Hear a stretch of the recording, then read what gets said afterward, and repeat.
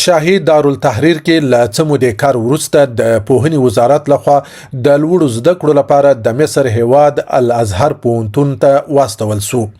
شهید موسی شفیق په مصر کې په اسلامي حقوقو کې د لیسانس سند ترلاسه کړ او له فراغت سره جوخت په عربي چارو کې هم په همدې هیواد کې ماستري وکړه. په مصر کې په عربي چارو کې له ماسترۍ وروسته شهید موسی شفیق د خپل لوړو زده کړو د دوام په موخه د امریکا متحده ایالاتونو د کولمبیا پوهنتون ته ولاړی.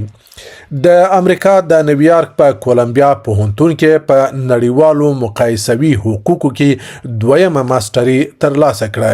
له دویمې ماسترۍ وروسته شهید موسی شفیق د امریکا له هاروارد پوهنتون څخه په نړیوالو اړیکو کې هم تصدیق ترلاسه کړ او د یو اکاډمیک شخصیت په توګه خپل ګران هیواد افغانستان ته راستون سو.